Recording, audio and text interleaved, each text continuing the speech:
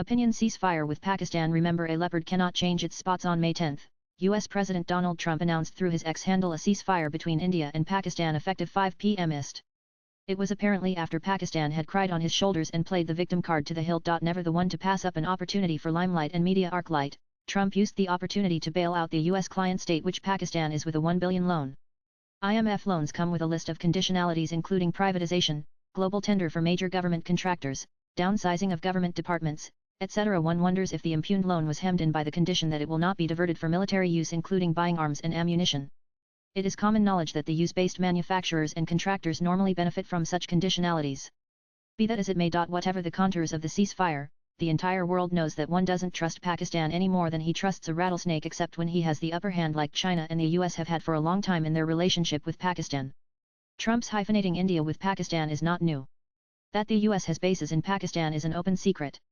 But what has stumped Trump watchers is his egregious description of Pakistan as a great nation in his gushing and condescending tweet. Pray what makes it great? Like the articulate spokesperson of the BJP Sudhanshu Trivedi says, while India has its TCS and Infosys to boast, Pakistan's only claim to notoriety is its vast network of terrorist nurseries, 9 of which were destroyed by the Indian Armed Forces in a precision attack on May 7 in retaliation to the Pahalgam massacre orchestrated by Pakistan on April 22 on unsuspecting Hindu tourists. Under Prime Minister Narendra Modi's bold leadership, India has said it will not turn the other cheek.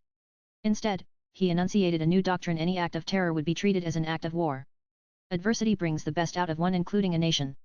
He and his Cabinet Committee on Security, along with the Armed Forces chiefs, crafted a strategy that is bound to keep India in a good stead for decades or even longer. Thus, was born Operation Sindoor, that is going to be India's template to counter Pakistan terror in particular. It is anchored in, and while India will not sit quiet, unlike what the Manmohan Singh government did in the face of the 2611 attacks by the Pakistan-sponsored terrorists, India cannot relax its guard any soon. General Zia-ul-Haq's infamous bleed India by 1,000 cuts remains Pakistan Army and government's pusillanimous permanent plank. Pakistan is piqued by India's rapid growth. Therefore, it hates India viscerally. While the India-Pakistan hyphenation is flattering to its ego and boosts its low self-esteem a wee bit, the equation is ludicrously laughable. It is sad that a few Indian commentators too have become a prey to the misinformation campaign spearheaded by Pakistan with its ally the Global Times of China, and have started talking India and Pakistan in the same breath.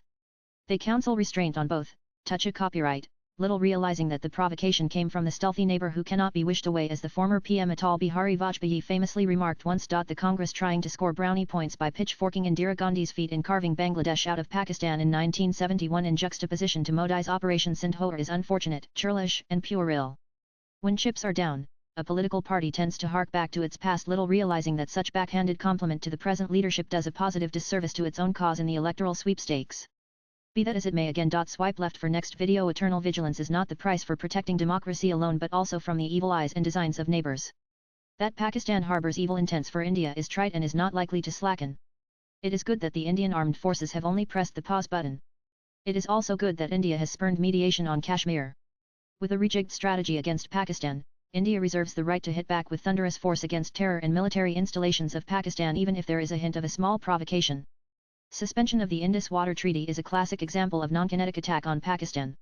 Together with precision hitting, India has moved to the exalted levels of modern warfare under PM Modi's mature leadership. The writer is a senior columnist. He tweets Smirlid Heron. Views expressed in the above piece are personal and solely those of the author. They do not necessarily reflect NEWS18's views. Latest blogs.